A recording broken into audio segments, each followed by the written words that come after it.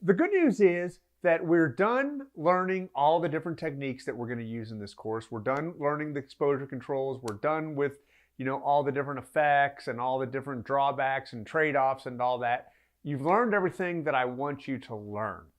And what I want to do now is help you simplify things and also to sort of go forward and use them so that all this stuff doesn't seem so overwhelming, okay? So what I want to do is talk about your approach to using manual mode or aperture priority mode or whatever you're going to use as you go forward. I'm going to assume that you'll use manual mode. That's what I use, and I think you'll find that works really well unless you're someone with a total need for speed in your photography. In any event, assuming you're using manual mode, let's talk about how you go about setting up your picture. We talked a few videos ago about how, in some of our scenarios, you would just sort of have your camera and then you'd be counting stops back and forth. Another thing you can do is just think about your starting point first and then let the meter do the work for you, okay? So let me tell you how that sort of works in action. It can go one of two ways. One is that you worry about aperture first. This is very common. For example, if you're taking a picture of a person or a discrete object and you're not so worried about the background, well, you're probably going to want a shallower depth of field, which means you're going to want a larger aperture. So in those cases, it's really good to set your aperture first, just about whatever you think it might be. Let's say you want to use a shallower depth of field. Set it for f5.6 right out of the gate. And then you'll set your ISO from there depending on your conditions. And then basically the camera is going to tell you what the shutter speed ought to be. In most cases, you won't have a big problem with it because you're setting your aperture at f5.6. It's a pretty large aperture. That's going to allow you to use a reasonably fast shutter speed in most circumstances. So there you go. Hopefully that lets you see there that you don't necessarily need to be counting stops and really getting into the details of this. Rather, you can just sort of set one control first and then the camera will do some of the work for you, and it really doesn't need to be that hard. In some cases, you might find that you set the control. Let's say, for example, that you're doing more of a landscape type shot or just more of a scenic, and you want to use a smaller aperture, let's say f11. Well, that's going to restrict the light quite a bit. And if you want to keep your ISO low to avoid any digital noise problems, then you might have to worry about your shutter speed. If it's a bright day and all that, then maybe you don't need to worry about it. You just sort of set your f11, put your ISO low, camera center the meter, and if your shutter speed is fine, off you go. You're done. Simple.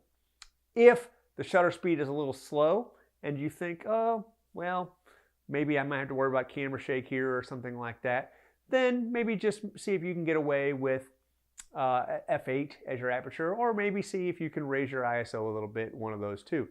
But the point is, again, you're not really counting stops. You're just centering the meter and letting the camera do some of the work for you. So hopefully that simplifies things for you a little bit as you work your way forward. Another thing to do is if you're not worried about aperture, then think ISO first. Remember that I gave you the chart, and I'll show it to you here again, which really specifies your ISO based on your conditions. So this is going to do a lot of the thinking for you. You're simply going to look at the condition and then set your ISO from there. A good example for me is that if I'm indoors, my hands are immediately moving my ISO to 1600 without even really thinking about it very much. If I'm out in bright light, I'm immediately moving it to ISO 200 or maybe 100 without even thinking about it very much. There's differences and there's exceptions, of course, but those are examples of how you're going to be setting this control based on conditions, and there's not a lot of fiddling with the controls that you need to do. You just sort of set it and off you go. What's even better is that unless you're moving inside to outside or conditions are changing rapidly, you're not going to need to change the ISO very much while you're shooting. With that in mind, now the real key and what you need to be doing is practicing with this. That What I'd like to see you doing is using your camera every day if possible, and just for about 15-20 minutes. The more time you spend with a camera in your hand just sort of setting up shots, the easier this is going to come, the more natural this will be, and then there'll be a less risk of backsliding.